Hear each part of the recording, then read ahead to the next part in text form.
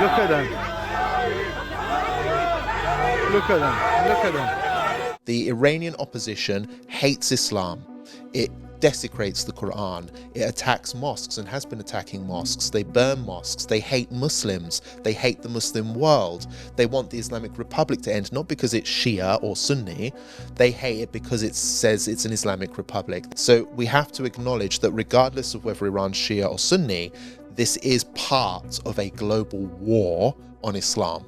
And the enemies of Islam don't really care that much about sectarianism unless they can use it for their own benefit to exploit the Muslim world. And I'm quite confident that Muslims and even Sunnis, you know, because I've done polling on this, I've done research on this, and I think despite the antipathy towards Iran that most Sunnis have, let's face it, they're never going to forgive Iran for what it did in Syria and the hundreds of thousands of people that were killed in Syria siding with Bashar al-Assad. They're never going to forgive Iran for that. But they also, as you say, they understand pragmatism, they understand nuance, they understand who the bigger enemy is, you know, and they understand the implications for the region if Iran turns into another Syria. Bismillah ar-Rahman ar-Rahim, Assalamu alaikum, and welcome back to another episode of Muslims Uncensored with me, Robert Carter, and Roshan Saleh. Now, there's a lot to discuss, and in particular, I think the main focus of this week's show is going to be the talk of regime change in relation to Iran. It's everywhere at the moment. It's all over social media. It's in the media itself, in the mainstream media. There is a narrative pushing for regime change. Obviously, there are unrests and riots going on inside Iran as well. But I think there's a lot of misinformation, disinformation, fake news that's going out there. And I think that there is a dominating narrative which is being pushed, which needs to be hit back against. And that's what we're going to try and do in this show, inshallah. So, assalamu alaikum, Roshan. Thank you for coming back on. You know, the Iran thing. I think last week we mentioned it a little bit, obviously in relation to Venezuela. You know, we've talked a little bit about regime change, where Iran is and how it stands on the region, especially after last year, the war it had with Israel and the divisions it has with Trump and the US. But now it's evolving. And I think that, you know, there are specific issues which I think we have a responsibility to discuss here today. So, you know, this idea of should we back Iran being a Shia country and how it's viewed by Sunnis in Syria. We've discussed all that. But I think what we need to discuss is not just the protests, but how Western media is reporting on it, what's right and wrong, what's actually happening in Iran, and whether or not, you know, the regime change is actually going to go ahead and happen and who's going to benefit from that. So just give me your reaction to it and tell me what you make of it so far. Yeah. If this is a clear CIA, Mossad plot to enact regime change in Iran. That's essentially what's going on. So in December, this started out as merchants in Tehran Bazaar protesting against economic difficulties, which do exist in Iran, basically because the nation has been under 40 years of tight Western sanctions. And the rial has been devalued now. Prices for everyday goods are, you know, basically incredibly high. So there is genuine economic grievance in Iran. There is economic corruption in Iran, there's no doubt, on the part of the leadership, which they need to sort out. But even without any economic corruption, it would still be pretty difficult for the Iranians to have a functioning economy on Western standards with these tight Western sanctions. We know that America effectively controls much of the world's economy. Basically, these protests started, they were legitimate protests, not by regime changes, but people just, you know, upset about their economic conditions.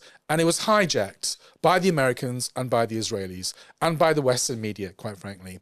So obviously we know that the Americans and the Israelis in particular have a grudge against the Iranian authorities because of their desire for independence, but mainly because of their support for the Palestinians and their exposure of Israeli genocide, the fact that they were probably the only country to do something for the Palestinians during the last 2 or 3 years. That is a red line that's been crossed, and America and Israel want to change the regime and destroy Iran's military capability, like they did with Syria after Bashar fell. And they want to steal basically Iran's oil by either having a compliant government. It could be an Islamic government if it's compliant. They don't really care. You know, as long as the oil is flowing, as long as they're compliant, they don't mind whether they're secular, you know, black, white, brown, Hindu, Muslim, whatever, right? So that is what's happening. They've armed the opposition. A lot of kind of violent opposition has been taking place. The Iranian authorities are putting down an armed insurrection. This is all being portrayed as them killing innocent protesters, but you know very well that these are not innocent protesters. They're attacking mosques, they're killing people. And Iran is stuck between a rock and a hard place now because if they don't put down an armed insurrection, that insurrection may well grow and be a real threat. On the other hand, if they do crack down on it, then Donald Trump has threatened to bomb the country. Now, there were some demonstrations last week which have petered out. The Iranian authorities seem to have got on top of it. A couple of thousand people died. Some of them would have been the armed insurrectionists. Some of them would be Iranian security personnel. Maybe some civilians got caught in the crossfire as well. But generally, there were massive rallies, pro-regime rallies in Iran with millions of people on the streets in different cities. And I think that proves that basically that the institutions of the state are loyal and they have considerable support within the country. Now, Plan B has been enacted now because they know that the attempt at armed insurrection has failed and they don't have support within Iran. So now they will probably move to military action in the next few days. That's my general take on it. Yeah, absolutely. Now, one of the things, there's a couple of things I want to focus on in our discussion of Iran. One of them is who the opposition are, the so-called Iranians that are flag waving for regime change. There's a lot of them in the West. They're appearing on platforms like Piers Morgan Uncensored now. They're on social media. They have big profiles. Just who they are and what they're really all about. I think that's really important. I've been to Iran twice, and I followed Iranian politics quite closely for decades, actually. A bit less closely over the last kind of 6 or 7 years. But my assessment is that Iran is a big country, okay? So I would say that a third of the population are hardcore regime supporters of the Islamic Republic of Iran. They're indoctrinated in, you know, the values of the Islamic Republic of Iran, and they would die for Khamenei, etc. I would say a third more of the people they still support the system, but they want reform of the system. They want more openness with the outside world, more social freedoms, less corruption, etc., etc. And I would say a third of the people are probably regime changers. And amongst that group are people that, you know, kind of are probably Mossad agents, CIA agents, would happily see their own country bombed, would happily ride into Tehran on the back of an American tank. Now, the diaspora Iranians, they are all anti the Islamic Republic, all anti the authorities.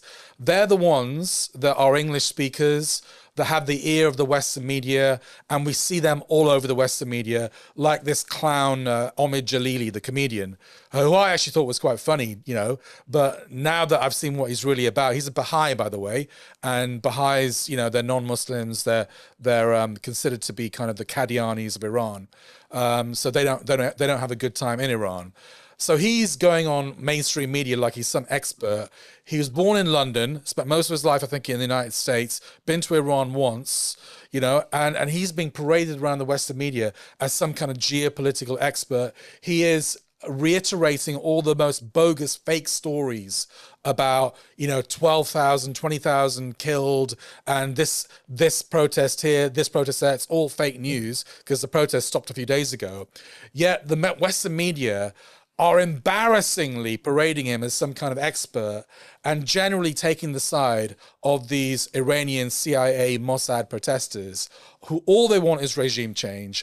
All they want is another war, hundreds of thousands killed, another Middle Eastern country dragged into war, desperation, millions of refugees, and all for the benefit of Israel so that they can dominate the whole region. Yeah, absolutely. I mean, I just wonder why they stopped at those modest figures of 20,000 casualties in Iran. Why not do the Israel thing and just say, like, yeah, you know, there was raped babies and piles of skulls and women were That's mass next. raped. I don't even. Why not just say like, oh, 7 million Iranians were killed in these? I tell you what, Robert. protests? If I mean, Trump, if you know, Trump the sky's doesn't the limit. bomb, Trump will believe anything, right? if Trump doesn't bomb in the next few days, it'll get to that. It'll be the besieged are eating dead babies. The Revolutionary Guard are cooking women in ovens. You know, it'll be that kind of propaganda.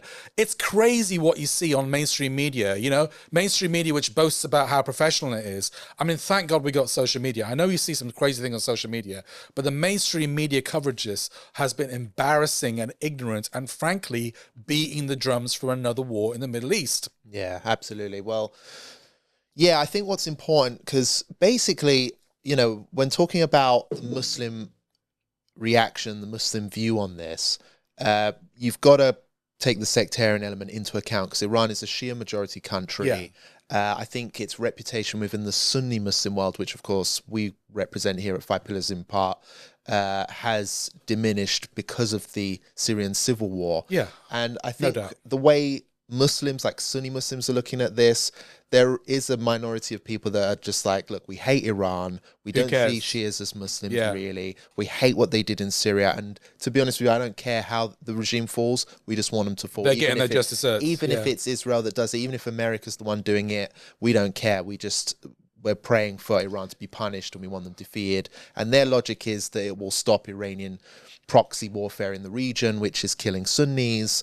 And do you know what? You know, that is a view that exists, and we've got to recognize it. But at the same time, I don't think that's the majority view. I don't No, think most small Sunni minority. Muslims looking at this. Yeah. I think most Muslims are pragmatic. They have nuance, and they look at Iran in a nuanced way. You know, I think when Iran was hitting Israel during the 12-day war, the majority of the Muslim world, Sunni and Shia, were celebrating it, the overwhelming majority, and they were cheering Iran on, Yeah, they were, and supporting them in that. But then obviously when it comes to the Syria thing, that was deeply divisive, and the overwhelming majority of the Sunni Muslim world was against Iran on that, and their reputation has never recovered. So I think, again, speaking to our audience, Yeah. I think we are nuanced here at Five Pillars, and I think we've got to recognize that Iran, it's kind of similar, the way I see it is similar to the Turkish political situation. Erdogan gets criticized for legitimate reasons, right? And not everyone's a fan of his. But then when you look at the opposition, who they are, I think everyone who loves Allah and Islam Supports will him over support them. him in an election. They want to see him as president because they know the opposition's worse, and the opposition is anti-Islam. It's not just bad opposition. It's Islam. It's anti-Islam. You know, they're Atheists. Ataturk style, Yeah. secular atheist extremists that want to defeat the gains of Islam in Turkish society. With Iran, it's similar. The Iranian opposition hates Islam. It desecrates the Quran. It attacks mosques and has been attacking mosques. They burn mosques. They hate Muslims. They hate the Muslim world. They want the Islamic Republic to end, not because it's Shia or Sunni. They hate it because it says it's an Islamic Republic. They want the Ayatollahs gone because they're Muslim clerics. So we have to acknowledge that regardless of whether Iran's Shia or Sunni, this is part of a global war on Islam, and the enemies of Islam don't really care that much about sectarianism unless they can use it for their own benefit to exploit the Muslim world. And I think that that's a truth. That's a truth which can't be denied. Regardless of what you think on Iran, the opposition is waging a war on Islam, and this on a local level is why the Iranian opposition is so dodgy.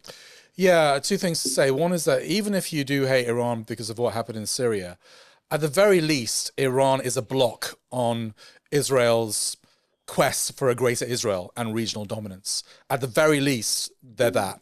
And I think any war, first of all, if they do this, I don't believe the Iranian system is on the verge of falling, like everyone's saying in the West. I think it's robust internally, it's very strong. Institutions are loyal, they have a strong internal security service, and they have the support of a lot of their people as well. You'd need it's defections, nowhere. you'd need millions of people on the streets to come close to regime change. Yeah, they don't have the only that. way they can don't do have that. the only way they can do regime change is if they get into a Syria type situation, and basically the regime is going to fight to the death, and they're not going to give this up easily. It will take 10 years, armed insurrection, loads of money being funneled in, billions of pounds, boots on the ground, etc. That's the only way you can take down the Iranian authorities.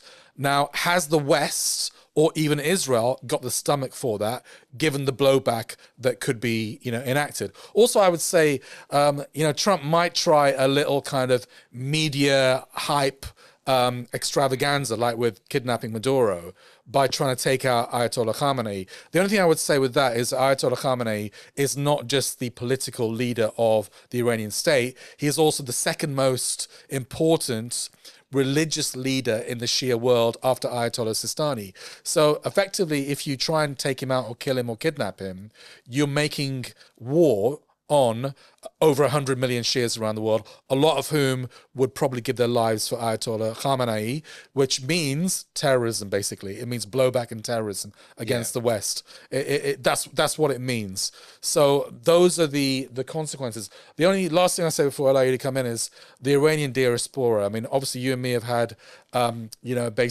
interactions on them. They're literally the vilest, most deluded, batshit crazy people that I've ever met in my life. I've seen them spit on people they politically disagree with. I've seen them scream and shout incoherent nonsense. I've seen them be violent. These are alcohol drinking, pork eating atheists, or at the very best, Muslim in name only. And they would love, and they've been spending all their time in here. Obviously a lot of them are seeking asylum in this country, having lied about being gay or, Christian converts, just so that they can get a one-way visa to the Bell Hotel in Epping or whatever it is. But they have been spending all their time here, a lot of them being Mossad, MI5 agents, militating against their homeland and trying to persuade the West to bomb it because they would love to ride into Tehran on the back of an American tank. Yeah, and you have to remember that there's different dissident groups. Some of them are very cult-like in behavior. There's been reporting done on it. There's also the former Shah of Iran who ruled before the Iranian Revolution.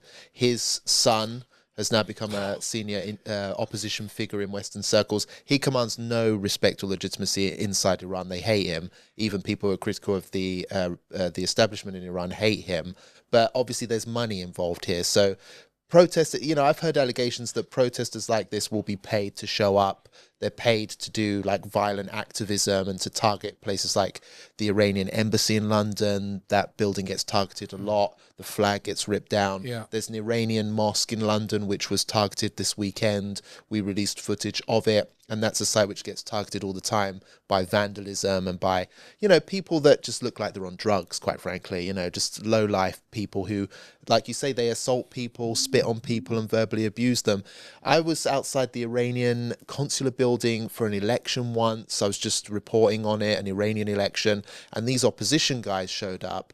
And they were like old Iranian nannies and aunties and uncles showing up to vote, ordinary just bystanders who just wanted to throw their vote into the system. They were being physically assaulted. They were being abused with the most vile, disgusting language, like sexual insults and stuff. These people are crackheads. They're literally crackheads when you look at them.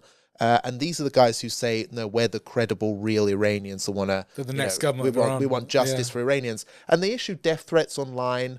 That guy, he's an academic in Iran who supports the regime there, Professor Mohammad Morandi. Yeah. There was an Iranian dissident who challenged him on Piers Morgan. She tweeted to him afterwards saying, when we take power, your fingers will be all that's left because the rest of you will be basically annihilated. Wow. So like death threats against... he fought for Iran in the Iran-Iraq war, so regardless what you think of him, to threaten him with death is like a great way of showcasing what your values are all about. These people do not want what's good for Iran. They're not really Iranian. They don't live in Iran. They haven't been there for decades. They've been born and bred here. They're westernized. They just want to destroy Iran and rule over its ashes and ride into Tehran on the back of an American tank. That's what they're really all about. Yeah. And the most important thing for us is these guys hate Islam. So it just makes no sense. They're with Tommy Robinson. They're with Tommy Robinson. We've actually got that. And that's why Tommy Robinson, the tip of Tel Aviv, is basically going there because he's hoping to grift. You know, again, Tommy Robinson is all about hating Islam. He doesn't really care about Britain or the British people. He flip-flops around. He'll take money from anyone who gives it to him to further his grift, and he cons his own supporters. He's now jumped on this. He went to a protest in London outside Downing Street a couple of days ago. Israeli flags there. That's what these guys are. They're just an extension of Israel's propaganda arm on the world stage, and they have no values, no credibility, and they'll stand with any Islamophobic tit in order to further their agenda, including Tommy Robinson. I think ultimately Israeli and Western intelligence know full well that this isn't going to be a picnic. And that's why they're trying their best to provoke some kind of internal insurrection, because they don't really want to get involved militarily, apart from maybe bombing from the sky.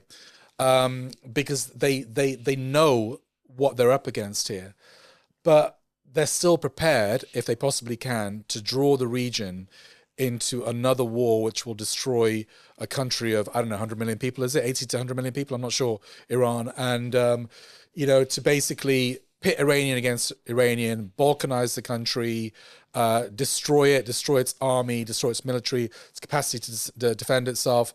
That's what we're facing here. We're facing another potential war based on lies. And we've been there before, brothers and sisters. We've been there with Iraq twice, Afghanistan, Libya, Syria to a certain extent. Are we really going to fall for the same propaganda and tricks just so that another one of our countries can be destroyed? I mean, that's absolutely crazy. And I'm quite confident that Muslims and even Sunnis, you know, because I've done polling on this, I've done research on this, and I think despite the antipathy towards Iran that most Sunnis have, let's face it, they're never going to forgive Iran for what it did in Syria and the hundreds of thousands of people that were killed in Syria, siding with Bashar al-Assad. They're never going to forgive Iran for that. But they also, as you say, they understand pragmatism, they understand nuance, they understand who the bigger enemy is, you know, and they understand the implications for the region if Iran turns into another Syria. And I think we're not falling for this crap again and again and again. We can see the lies, we can see the propaganda, and it happens. And the West never learns lessons, does it? They always kind of say never again, or we'll hold an inquiry and, you know, we'll learn the lessons from the inquiry. Iraq, Afghanistan, but they just do it again after everyone's cooled down after 5 years. They just do it again and again and again. The West never changes. Yeah, absolutely. And just finally from me on this, I think as well, Sunnis, Muslims, just people, good ordinary people around the world, they've seen the human cost to regime change like in Syria, and they wouldn't want it on anyone, including Iran, regardless of whether you like them or not, or you like Shias or not. And the fact is that there's an awful lot of innocent life that will be lost in a full-blown war with Iran or a regime change, things that Iranian dissidents don't care about. But, it'd be like a genocide.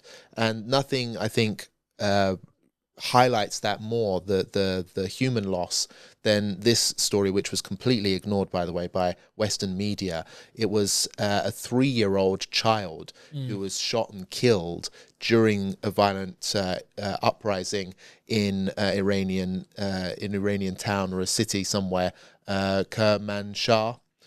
She was killed by a rioter who had a gun and was open firing on innocent people in a crowd. We'll just see the father's reaction after his 3-year-old daughter was sadly killed by the rioters. آخرین عکس به یادگار پدر در کنار ملینا تولد 3 سالگیش بود.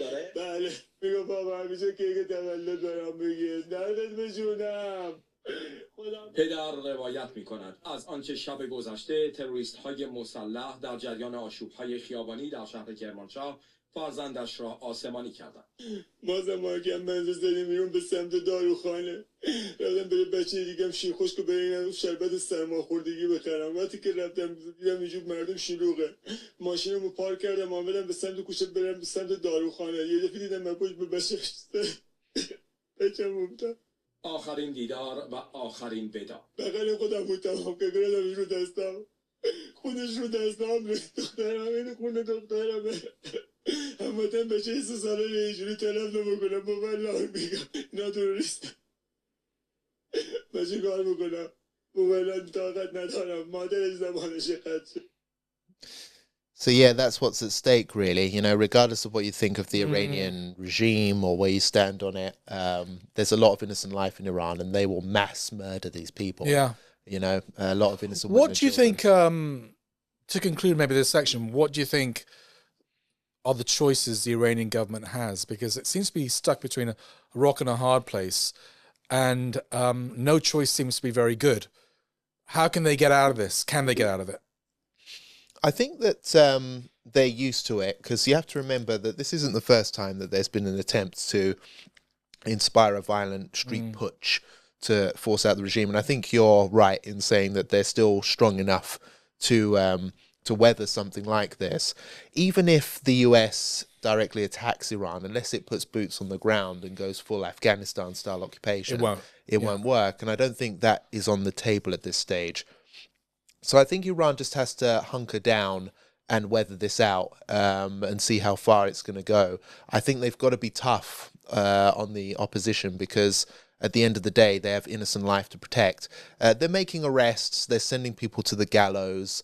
Obviously, they have capital punishment in there, an Islamic-inspired capital punishment system. They've got to go ahead with it. They can't show weakness, I think, because that's what Washington and Tel Aviv loves to see, you know, when they see a bit of weakness, it encourages them more. So I expect that Iran will carry on with business as usual, and just be ready for an attack. One might come. I can't see it as being a meaningful attack that would bring the regime down.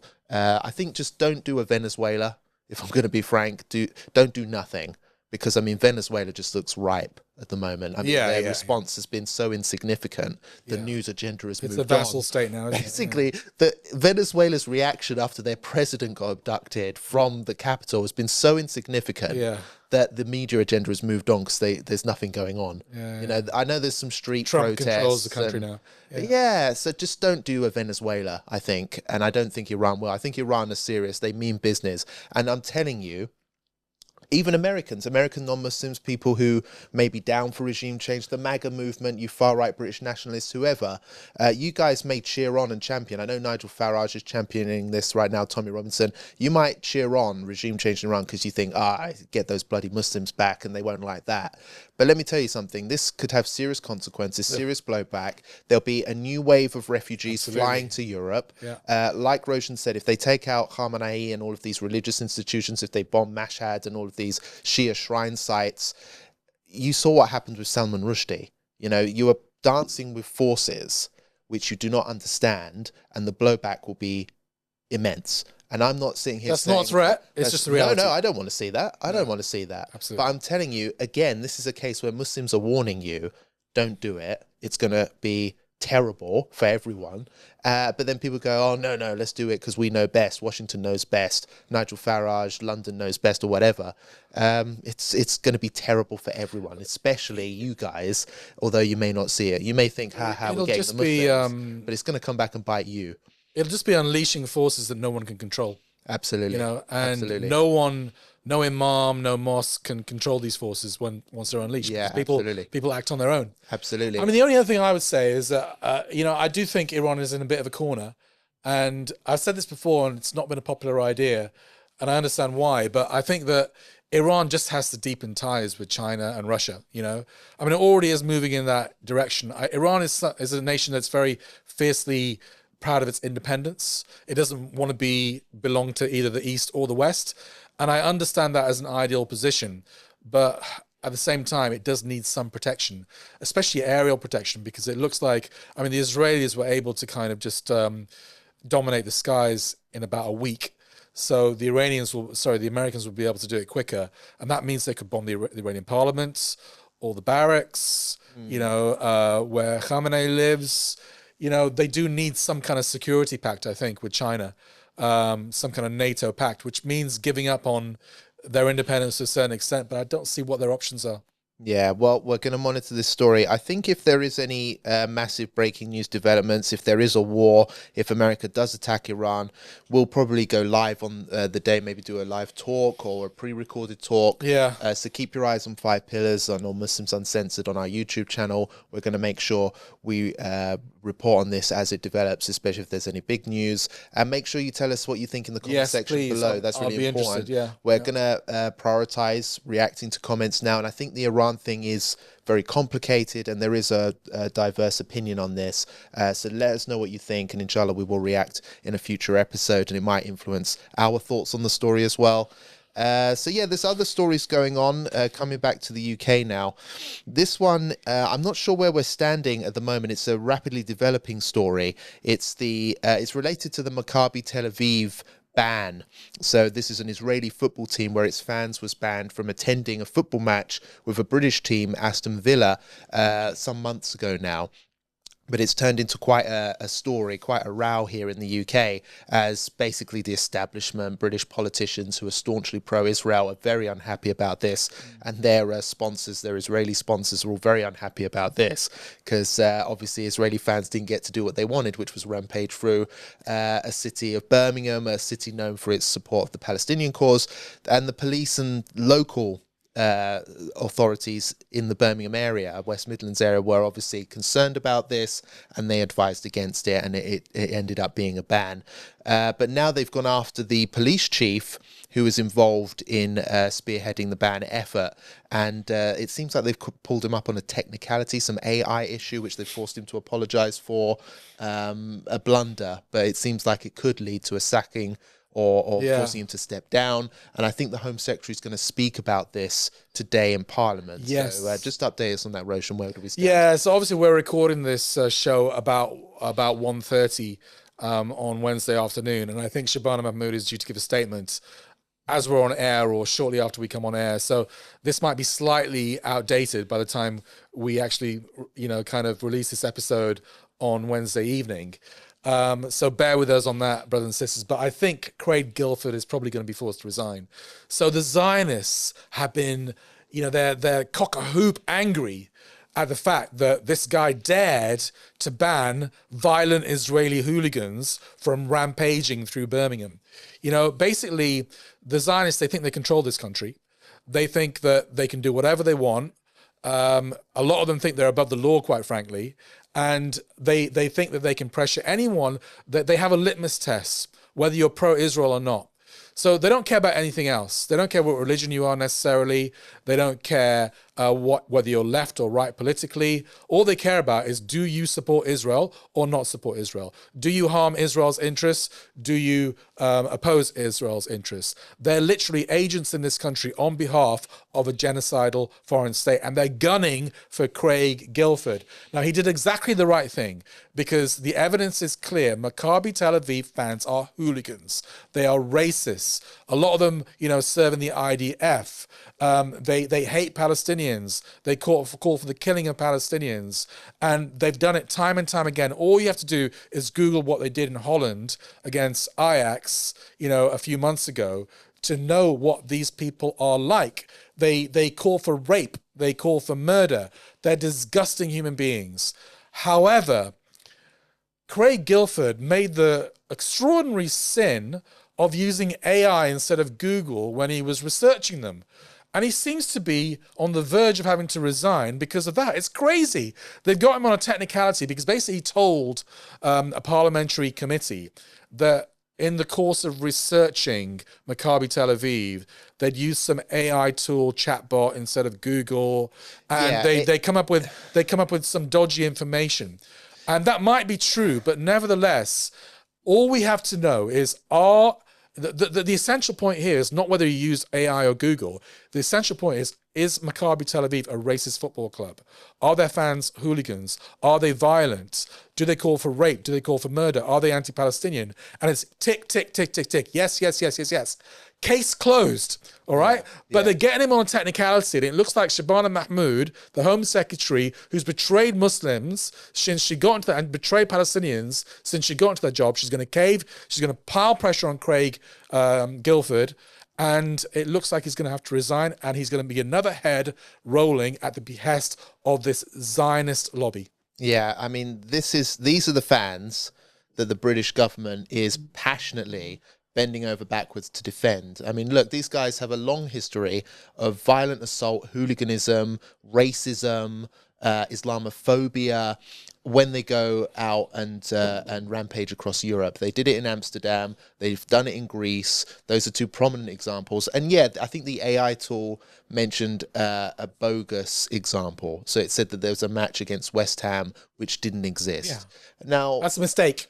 it's a Small mistake. mistake, a detail. It's one mistake in a list of many genuine examples that were probably listed, okay? Because there are many to choose from. Even in Israel itself, this fan base is known for hooliganism, violence, and disgusting, offensive chanting about rape against other fans and stuff like that. There's a team which is known for being Israeli-Palestinian in its support base, and they chant against them in racist, anti-Palestinian, anti-Arab ways and talk about rape and all sorts of things. So these fans are disgusting. They have a terrible track record, and it's already been set a precedent in European football where fans who act in this exact way in other contexts will be banned from travel, from attending fixtures. It's happened to Polish fans. It's happened to other fans from other countries. It happened to English fans many times in our history. Liverpool fans and whatnot banned from attending fixtures in Europe. Even English teams were banned at certain points from playing in European fixtures during the height of the English years of football hooliganism. So this is a totally normal,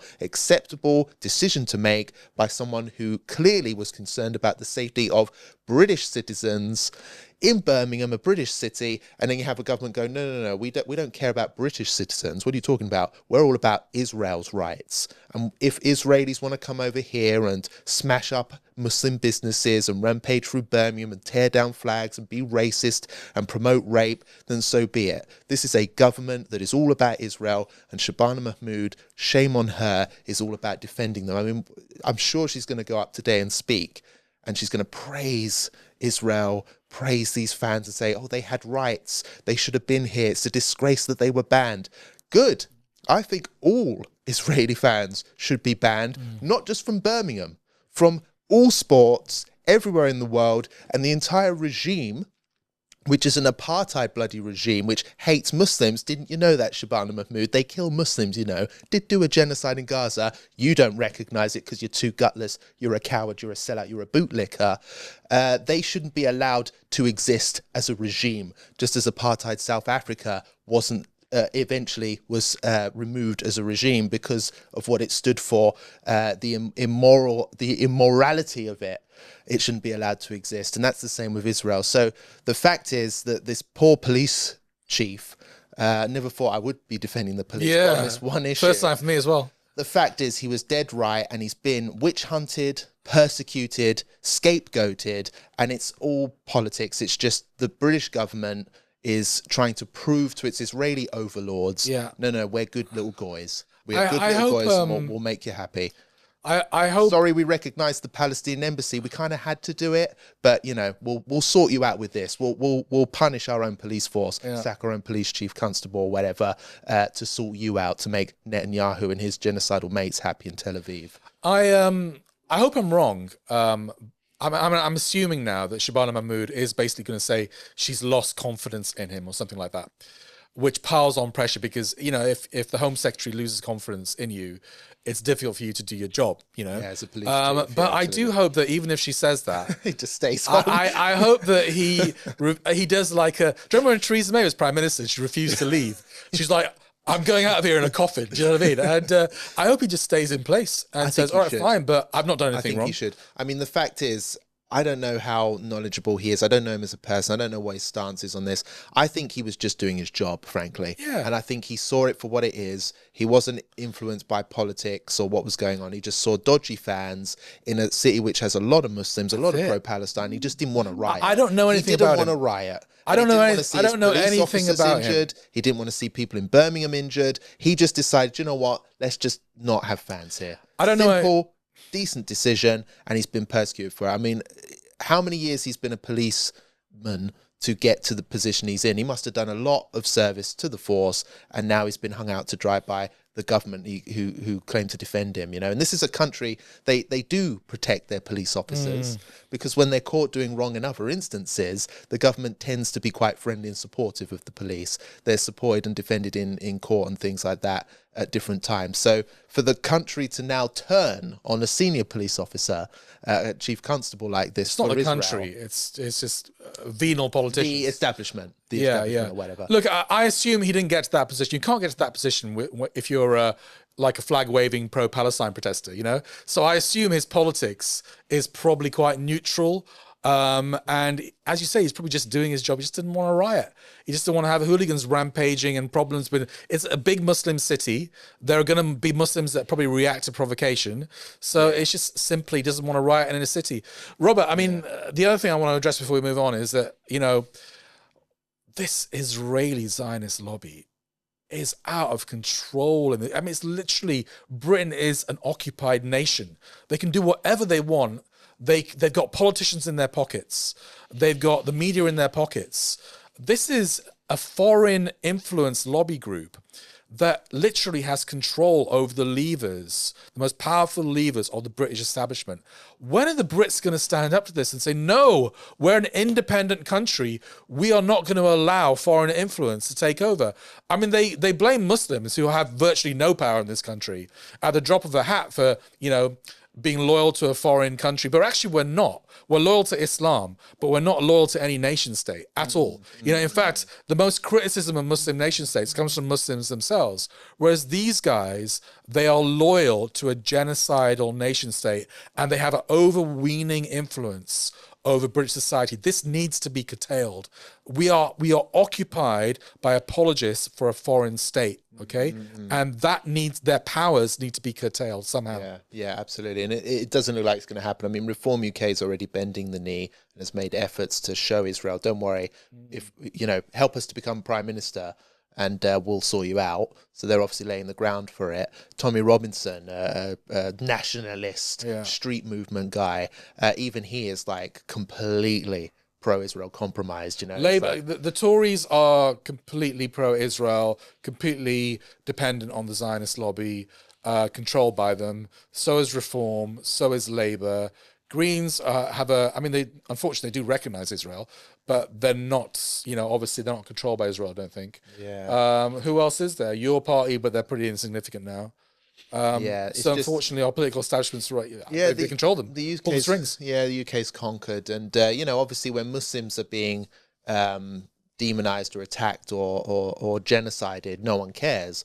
But now British people who are non-Muslim have nothing to do with what's going on in Israel, Palestine, like this chief constable, having their careers demolished. So again, it's like Muslims were warning non-Muslims about this, and now the consequences are starting to affect non-Muslim Brits as well. So people are getting their careers destroyed and all sorts. What else is going on, Robert? What else? So we've got this story. This is an interesting one. It's about Grok, AI, and the obscene use of AI. So Indonesia has blocked Grok temporarily over sexually obscene AI images and new trends that have hit the social media platform and others as a result of the introduction of AI to those platforms. So Grok is the AI chatbot which was developed by Elon Musk and is connected and used on X. Now, I don't know if you've noticed this, Roshan. I have unfortunately noticed it. It's sort of unavoidable, but X has become very explicit, very inappropriate. We mean like pornography? Sexually, yeah, pretty much. There's sexually inappropriate images of women popping up all the time. There is like pornographic types of memes that go out there. And to be honest with you, I've used Twitter for many, many years, okay, way before Elon Musk took it over. It wasn't like that. No. So it's become very like TikTok in that sense. It's very inappropriate. And, kids, younger users have access to Twitter at this stage. The AI has been open to use. And a new trend has surfaced recently where people have been able to ask AI to undress women based on their real pictures. So they'll take a real picture of a woman, fully dressed. They'll put it through Grok and say, could you put this woman in a bikini, a G-string bikini, and it will do it. And it looks very accurate. And the face is still the same. So it appears as if there is an image of whoever, a celebrity or a politician, basically like 90% naked, going out there on the internet. And it's being produced by anyone all the time using AI. Now, attempts have been made by Indonesia and even here in the UK to curtail this. And I think X is also limited to paying members only to be able to use this AI ability. So they have policed it to a tiny extent to limit it because it was an absolute viral thing. But unfortunately, you know, it's just a trend. I mean, we've actually got an example here of Keir Starmer being dressed in a bikini. But obviously that might be funny, but women... I think I want to vomit. All sorts of women. Yeah, I know. It's a bit disturbing, isn't it? I wasn't sure if... That's not even... Is that even Islamically kind of I don't even know, to be honest. I might have crossed the mark there, but I thought people do need to know about this because parents who don't use Twitter might have their kids on Twitter, and this is going on. Frankly, so don't advertise it's dodgy. So yeah, look at it again. Can you minimize that picture, please? Look at it again. Me off. I want everyone to look at this, pay close attention. You know, I think that it's reached the point now where we have to warn people about this because it's really, really dangerous. I think the wider issue here, it's the threat of AI, isn't it, and what it means. Yeah, but I mean, I'm not going to comment on that, but what I will say, is like that the bikini. No. But I think you said everything on that, and I agree with you. But I have noticed that there is an Ofcom investigation into X about this, and there's a possible sanction of blocking X in the UK. And the right wing are peeing their pants over this because X is where they all organize. Yeah. And literally, if X gets blocked in the UK, I mean, you could use the VPN, but most people can't be bothered using a VPN. If X gets blocked in the UK, the right-wing project is probably over. Now Labour know this as well, and Reform UK is probably finished as well, you know, or it will severely hinder their ability to organise and spread hatred, basically. Yeah. Now, unfortunately, X is actually one of my favourite platforms as well, and lots of Muslims are on X, and they have a voice on X. But unfortunately, it just shows what a rubbish position we're in that we know that X is one of the few places where we have a voice on social media, but at the same time, it's a right-wing platform where we get hate and death threats and Islamophobia every single day of our lives. But we're forced to stay on there because we don't really have other places to go. So on the one hand, I'd be sad to see X go. On the other hand, I know it actually might be good for Muslims because it literally is a right-wing cesspit. Yeah, absolutely. Yeah. So mixed feelings with X. The US is worried about this. They're actually threatening the UK over this. They won't ban it. And I don't think the UK is strong or independent enough to ban it. I would like to see them... no, I don't think they'd ban it, but I think there's, obviously he has the ear of the president, and if they do that, then there'll be repercussions to the UK, so they have to balance that. But, I mean... It does seem to be, obviously pornography and, underage stuff, this is child exploitation. It's a major issue. But the real issue with X is that it is spreading fake news and hate and Islamophobia on a mass scale and helping the right wing organize and win elections. That's the real issue, which has to be curtailed because it's unlawful, calling someone I get called a p***y every day on X.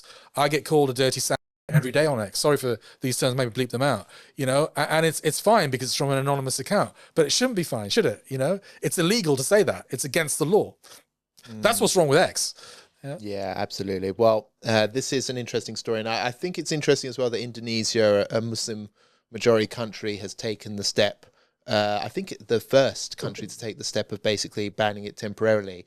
There's also talk about, I think, making it only available for over 16s. Yeah. And there are other measures which may be implemented. So under 16s can't use social media, something that Australia has already implemented. That's going to help to protect younger people. But yeah, as you say, there is a lot of problems that X specifically poses to our community. I think we just have to be very vigilant with our own children. I think AI in general, because obviously we're talking very much about X and Elon Musk, but I think the issue of AI is largely not understood or discussed enough. There are threats that AI, I think, poses to us. I think if you're a benefits, parent, but threats, you have to be careful. I think if you're a parent, it's probably best not to give your child a mobile phone until they're 16. I know that's very hard because all their friends will have it. And I know that most Muslim children will have it from the age of like 12, 13 onwards. Yeah. I mean, they can have an old Nokia, fine, and they can play Snake on it, but not a smartphone where they have the access to the internet, 24 hours. You've got to be so careful. careful. I think you need to confiscate their phones as well, even if they're, at that teenage where they're 14, 15, 16, if they have phones, then they can't have it after like 10 o'clock at night. They can't have it in their rooms.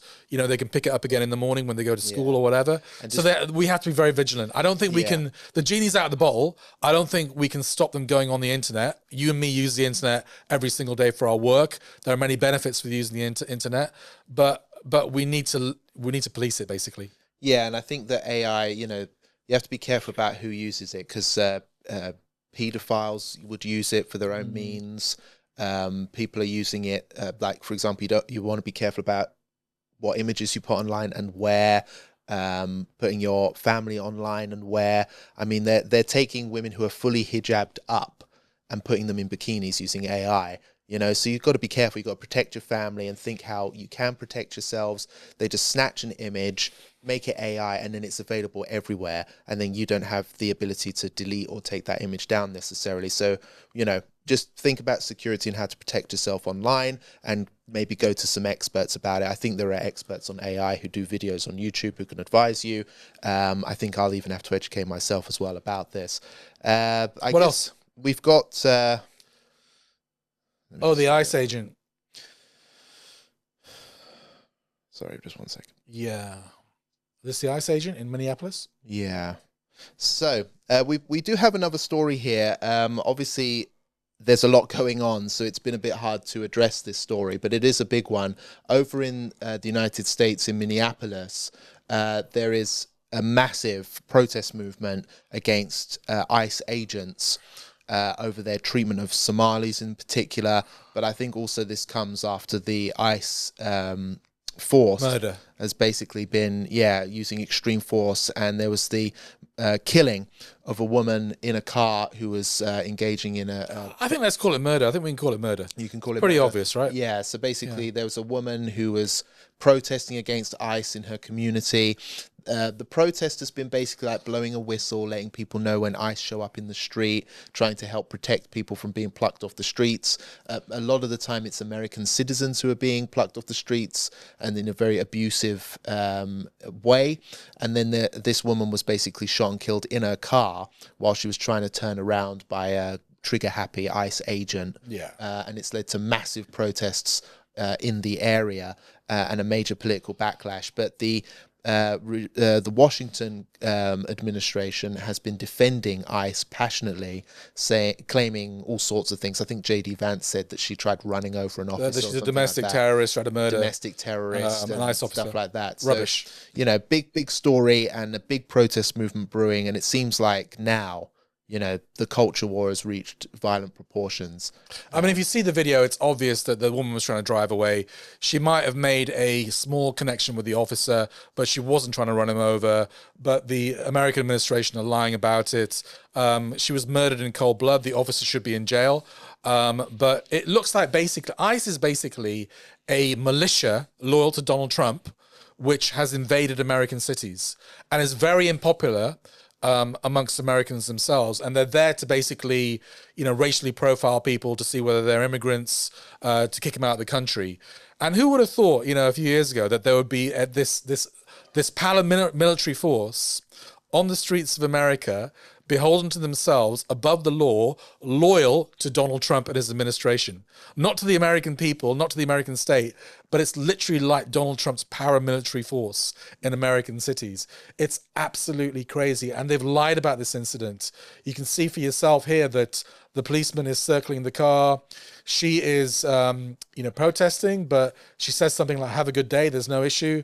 But she just doesn't want to be arrested or whatever. So she's driving off, and she makes a small connection with the officer who decides to shoot her dead.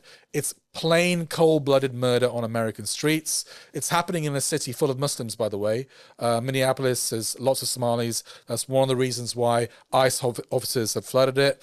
They're trying to prevent it's a tin pot state, America. They're trying to prevent an independent investigation. They say the local Minneapolis authorities have no authority to investigate because they want to cover up the truth. And Donald Trump, while he's calling for protests in Iran, he's calling on protesters to take over state institutions, and threatening to bomb Iran. He's saying, don't protest in America. Hypocritical man. What a hypocritical man. That's a very true point. And I think it's just like Trump's under so much pressure from his own support base for, the fact that he supports war abroad when he said he wouldn't, the fact that he's he's allegedly protecting all these pedophiles, like, the Jeffrey Epstein stuff. And he's been implicated in that as well. Oh, yeah. For visiting the island and doing... No Muslims in the Epstein files. No Muslims in the Epstein files. So I wonder how much because we say that Netanyahu is trying to keep the war with Gaza going on to protect himself from political blowback. It protects him. Maybe Trump as well is trying to start fights with Venezuela, trying to start fights with Iran, getting closer to Israel because, he's implicated, and who knows to what extent. I mean, he's supposed to reveal all about the Epstein files. That's one of his big promises, and he's just not doing it. It's only been a year that he's been president. He's got 3 years left. It's exhausting, isn't it? It is exhausting. I mean, I think the American people have to rise up and basically force him out of power. This is an American president that ignores Congress, ignores, is a law unto himself, is doing whatever he wants, who believes he is above the law and can do whatever he wants. He's bombing foreign countries, starting foreign wars, and he's got militias loyal to him on the streets of America. I mean, what are you waiting for? Rise up and overthrow the guy, This was... I'm calling for the American people to rise up against Donald Trump. There is a really funny clip that we posted. It's gone viral this morning. Donald Trump visited the Ford car factory in Michigan, a really famous large factory there for cars. And he was called out by a worker at the factory who called him a pedo protector. Let's see how he responded to that.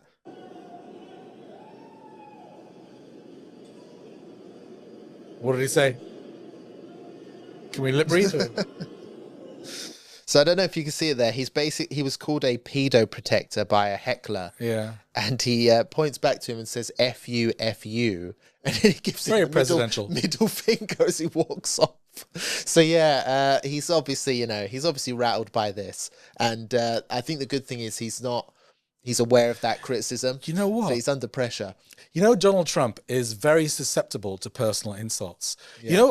Honestly, I believe this, by the way. One of the reasons why he decided to kidnap and arrest and put on trial Nicolas Maduro is because he saw footage of Maduro taking the piss out of him, basically doing his dance. That Donald Trump dance when he does that? Maduro did that quite a lot on Venezuelan TV. And we know that Donald Trump saw that and was irked by it. And I think so basically he takes action on the basis of personal insults. It's crazy, this is the level. He's just a child. He's a man-child. He's an 80-year-old man-child. And he needs to be overthrown. American people, will you answer my call? Yeah, install Roshan instead. But let's see. We've got... I think there should be a regime change in America.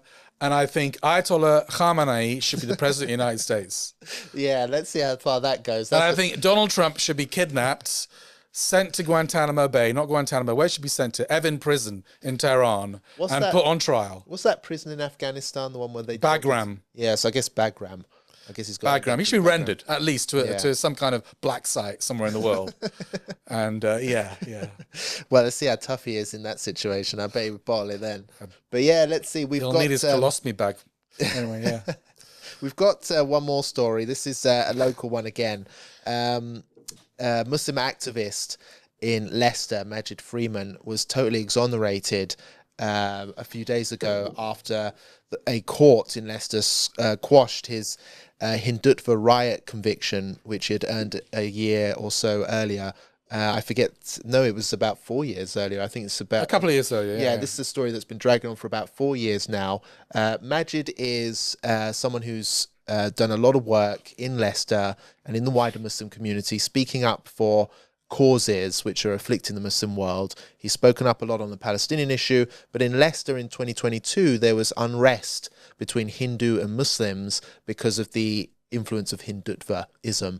So from spreading across the Indian diaspora, the Hindutva ideology has reached UK shores, and it flared up in Leicester, where sectarian Islamophobic Hindu thugs marched on Muslim communities after a cricket match between Pakistan and India, which was very political and very racist from the Hindutva side. And that forced local Muslims to mobilize because they felt attacked, they felt that there was a threat to their community, and they also felt vulnerable because the police wasn't understanding and protecting them from this threat adequately. During that unrest, which lasted maybe a week, if I remember right, Majid Freeman played a role in filming it, documenting it, speaking out about it in the news, and he also attended some protests in the streets to try and calm tensions and to stop things from boiling over into an outright street riot between these two rival groups, and to basically protect his community. However, following the unrest, there was a witch hunt, basically, and as is always the case, the Muslims seemed to be blamed for it. Majid was arrested and convicted for a public order offence, which of course was challenged. Basically, he was accused of swearing at a police officer, and intending violence or something. It was rubbish, inciting nonsense, violence, that type of thing. Yeah. And that's why they challenged it. It went for a retrial about a week ago, and he won. So all of the charges. So you were in court that day. I mean, you were it. telling me that the police's case was so flimsy and ridiculous. It was so dodgy. I was like, if they hold up the conviction and he goes to jail for this, this is a travesty of justice, absolutely, because the police officers couldn't sort of remember what happened on the day. There was one officer in particular who claimed that Majid had pushed him and had basically laid hands on him. It turns out when we watched the footage, the police officer pushed Majid first and Majid didn't retaliate. And I was like, what? So what, you can't remember what happened? And they were asking him, like, did you watch the footage back? And he was like, yes, I did. And they were like, so who pushed you then? Because it looks like you pushed Majid, but you're saying you were pushed. Yeah. And he was like, oh, I can't remember the sort of thing. And it was just a joke. It was an absolute joke. And I couldn't help but just look at the judge. And I think there were a few times he looked at me and he could just see from my facial expression, like, what is this? Yeah. Like, are you seriously? Why are we even here? Why are we here? Yeah. And I don't know. It sounds like the case should never have been brought. It should never have been brought. I mean, Majid went to jail for a week. Yes. He was rotting in jail for a week. More than that, I think. A few possibly weeks, right? more than that. Over this. And I hope he sues them. I hope he sues them for a lot of money. I think he's considering it. But yeah, it was a total disgrace. And in the end, the judge ended up praising him for his work. This is someone who went viral at the time and was in a Sky News special report for saving the life of a Hindu who was getting battered by a group of Muslims who were furious over the Hindutva attacks, and he was being dragged out of his car and physically assaulted. Could have been killed, frankly. That's, you never know. But Majid saved him, threw his body in there and protected him, and it was on Sky News. And then they turn around and say, no, you were inciting violence. Well, Majid had a chance to freaking lay into a Hindu there if he wanted to. And do you know what? He risked his own life to save him. How he was convicted originally, I have no idea. There's allegations going around of a biased judge. I don't know. I wasn't there. But that something seriously wrong was there. And luckily, the judge here was good. And after a few minutes deliberation, I mean, he was in there for 5 minutes or less, he just said, do you know what? You're a great guy. I'm paraphrasing here. The quotes in the article, but he basically said, I recognize all the fantastic work you do. You seem like a very good guy to me. You've handled yourself very well in court. So have your supporters. Go and live your life. You're totally free.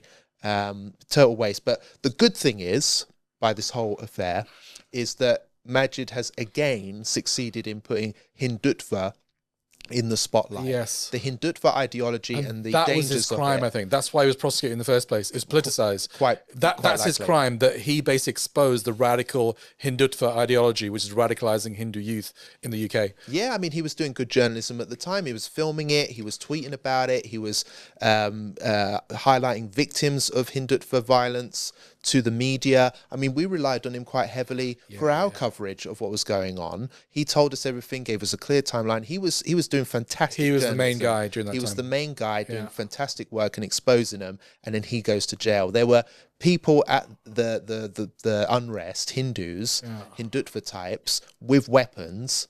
And I don't even think they were all convicted of that or anything. Do you know what I mean? I think that's the only good thing here, is that he's brought Hindutva. This is how bad it is, the lack of knowledge that the establishment and the media has of this issue here. No one in the court, including Majid's defense, were able to pronounce the term Hindutva correctly. That's how ignorant they are about this threat. And once again, Muslims are warning you about it. They're saying to non-Muslims, be careful. We know who these guys are. They're terrorists, they're fascists, they're extremists, they're potential killers. Look what they're doing in India. No one cares. In fact, it was the Muslims who are getting blamed for the unrest in Leicester. And see what's going to happen in the future. There'll be Hindu extremism and attacks on non-Muslims in the future, perhaps, God forbid. Well, we've been warning you about this, so don't say we didn't warn you. We've been warning you, as we always do. What, we're going to take a few comments now, or from last week's show? Yeah, I think so. So let's go through. I didn't get a chance to go through it. There's been a few topics. The Somaliland one was a big one. So I'll see if I can bring some up now. Yeah, I think most people in the comments last week were obviously supporting our position. And a few Somalis themselves were saying that they're just embarrassed by this breakaway tribe that has been recognized by Israel and now is basically breaking with the Ummah, and Munafiqeen is a very good description of them. There were a few people from Somaliland saying to us, "Oh, Roshan and Robert, you didn't talk about how we've been persecuted, and no Arab and Muslim state ever recognized us, so we were forced to, kind of run into the arms of Israel." Absolute rubbish. Okay, first of all, you have no rights, God-given right, to be recognized by anybody. Okay, and just because a decision doesn't go your way, doesn't mean you go running into the arms of the devil. Yeah. I mean, that's life. Sometimes you don't get what you want. Doesn't mean you go and commit haram. I did actually address this issue in the talk. I basically said that even if there are some legitimate grievances as to why they'd want to split from Somalia, maybe they have been persecuted. I don't know the history. But regardless, you've ruined it now. It's insignificant. You are a threat. You've positioned yourself to be a threat to the Ummah at large. And actually, I think it's the responsibility of all, not just Somalia, but all Muslim countries to stop your project. Yeah. You are positioning yourself to be an enemy and a threat to the Ummah at large. I have a comment here from Abdi. He's questioning Munafiqun. I say the Arab people are the real Munafiqun of Islam. They let Somalia to go to destruction for their own benefits. It's Muslims that's been looting Somalia right now. Turkey taking 95% profit for the oil. Somalia said no. Islam is a religion, has nothing to do with politics. So hitting back, I think, at your claim there. Look. I mean, two wrongs don't make a right. A lot of what they're trying to do, a lot of these Somalilanders, the propagandists, some of them probably aren't even from Somaliland, by the way. They might be from the UAE, or, there's a lot of propaganda going on here. Might be some of them from Israel. But they're trying to distract and divert attention. They're saying, oh, you never call out the Turks when they cozy up to Israel. You never talk. Yes, we do. we do it literally all the time. But even if we didn't, two wrongs don't make a right. And don't try to divert attention away from your own sins, from your own corruption, and the fact that you are a cancer within the heart of the Ummah now and the Horn of Africa. So the Somaliland, Somalia one, a lot of Somalis and Muslims in general supporting our comments. Some Somalilanders, I think, coming in and hitting back. So if they are Somalilanders. But if they are Somalilanders, we don't know. Maybe they're just Hindus in India, the Twitter trolls. But there was also another discussion we had on the Turkish sweet shop. Yes, row that I had. And most people, big viral row. Most people were against you. According to Bashir Roshan, I support Robert. They shouldn't You pick out charge the for one prayer. It's absolute shame to turn your fellow Muslim brother who wants to pray. Either should lock down or allow people to pray, period. There was a minority of critics. Come on, who's a majority? Who didn't agree with me. Let me find one. It's hard to find one, actually. I haven't got time to go through every comment, but there was a clear majority of people who thought you were being a bit entitled and unfair at the restaurant. I can't find them. I think that's just what you think. Oh, come on. I think basically, I said this to you before, I think it's a toss-up between people who are more English in their outlook. That's a very English attitude towards the situation, or people who perhaps have more stronger roots to their Muslim heritage, to their culture of origin. I think, people call them freshy. I call them good Muslims. They tend to agree with me and support me on this. People who are really connected to the Muslim world and to their cultural roots. But people who perhaps are born here and have lived here all their lives, they have an English attitude about things. They're very much like, oh, how dare you? Why didn't you get your wallet out first? Why didn't you get your wallet out first? No, there's some truth in what you say. I think that if you're in the Muslim world, it's an interesting point you make. If you're in the Muslim world, definitely people generally wouldn't turn you away from prayer. And turning someone away from prayer is not a good thing. They wouldn't ask me. But on the other hand, your wallet. There's two sides to this. On the other hand, expecting to be able to pray in a private establishment, I think, is a little bit too much as well. After they advertised it, after they said, come and pray. I haven't seen that advert. Come and pray. They literally said, come and pray.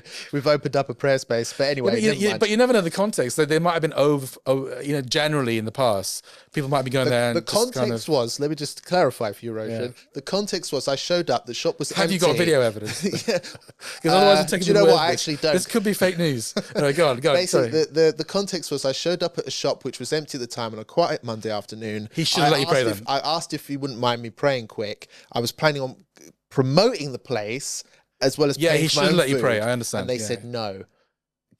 He should have let you pray. He should have let you pray discreetly and broken the rules of establishment, potentially putting his own job at risk, potentially putting his own job and livelihood at risk, unable to feed his children, etc., etc. No, I agree. He should have let you pray, but on the other hand, I don't think you should have exposed the restaurant like that.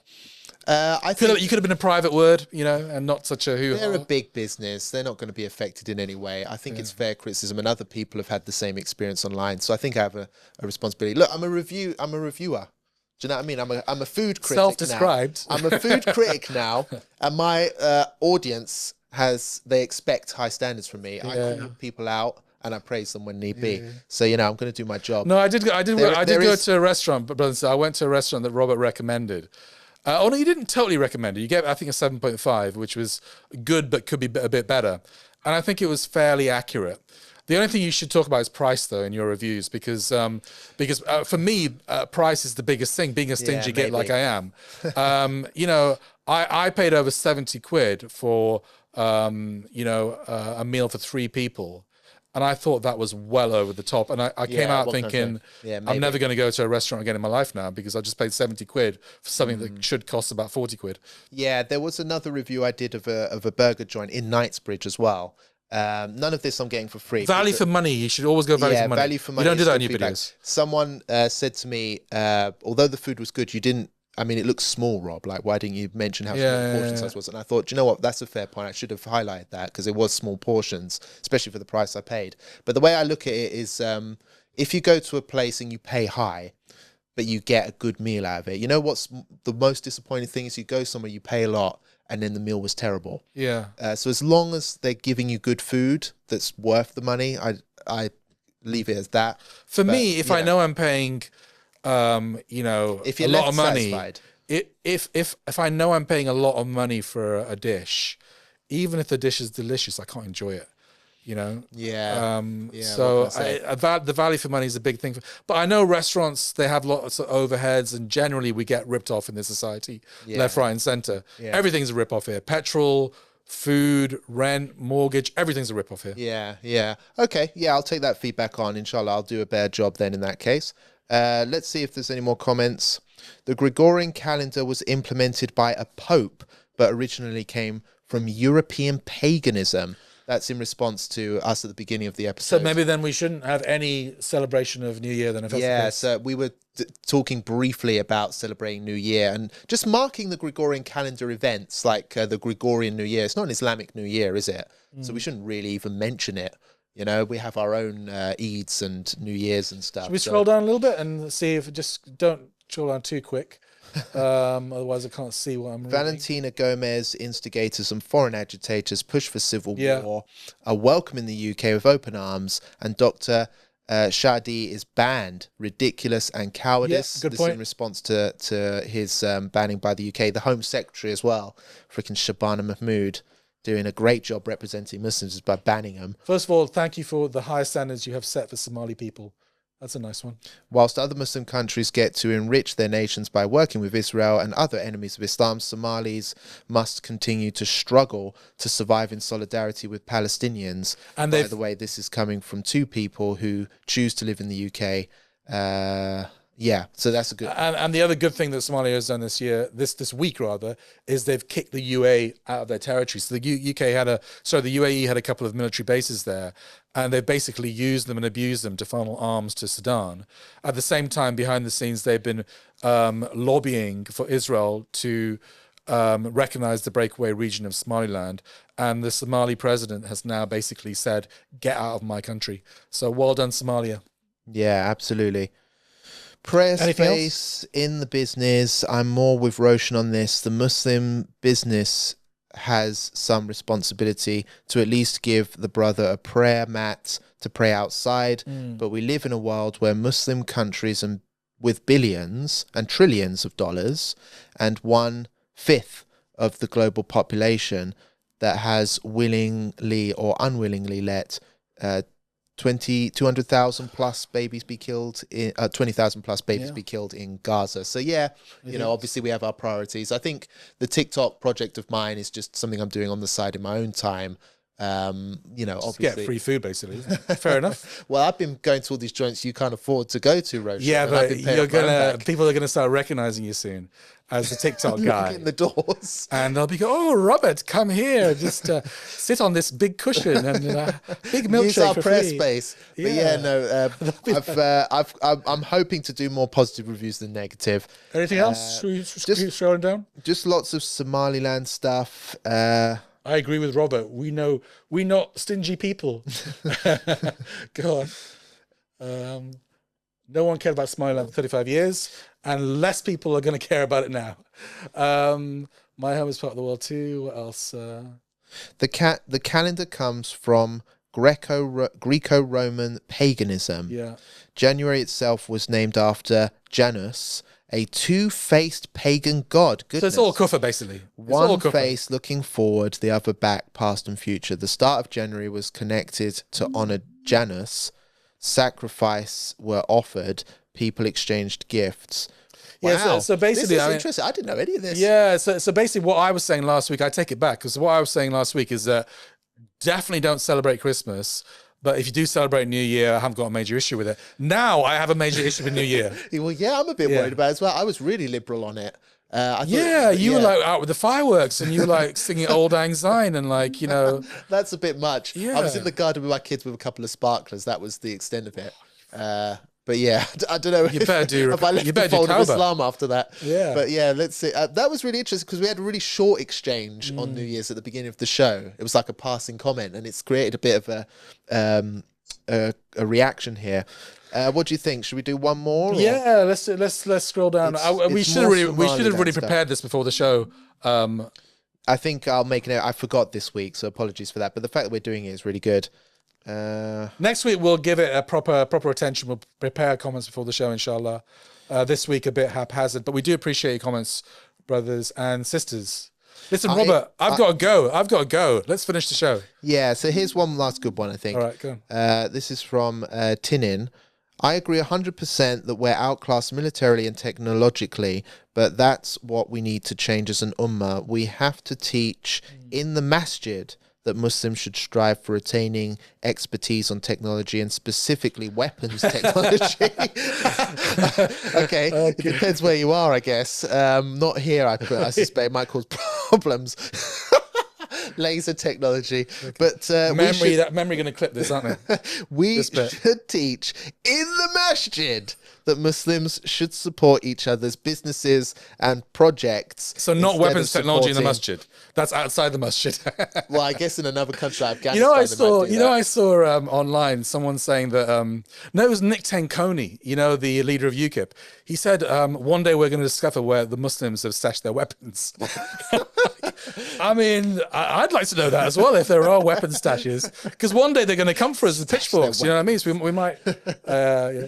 Look, I agree. Look, what I was trying to say last week is that we're so behind on so many fronts, but one place where we have equality, or we're even better, is spirituality. We're the spiritual superpower. Yeah. So we got to maximize our strengths. But yeah, I do agree. We have to still tie our camel. That's the message from the Prophet, right? Trust in Allah, but tie your camel. Yeah. So tying our camel means getting better on the education front, on the technological front, the military front, financial front, every single front. Yeah. But ultimately, spirituality is what, ultimately, if we succeed in the dunya, we're not necessarily going to go to Jannah, which is the meaning of life, right? To worship Allah, to go to Jannah. So spirituality has always got to take the priority. Yeah, and we got to stay in our lane as well. There's no point us talking about military stuff. I mean, I don't know the difference between the front of the gun and the back. I'd probably shoot myself if I had to fire one. But, obviously we're here. We can do dawah. We're doing journalism. Everyone's got their specialty. So stay in your remit. Good comments. And I'll make the effort to actually prepare them next time. Next week you'll be bothered to do your job, Robert. Yeah, well, what can I say? I'm overworked here at Five Pillars. I need more time. They burden me with responsibility here. I do my best to be a man of all hats and trades. But anyway, thank you very much to everyone for tuning in. Please like, share, and subscribe. It helps the channel immensely. And don't forget to leave your comments in there. We are going to read them out next time. And there's a lot to discuss, a lot we'd like to hear back from you about. But until then, take care. Assalamu alaikum. Wa salama for now.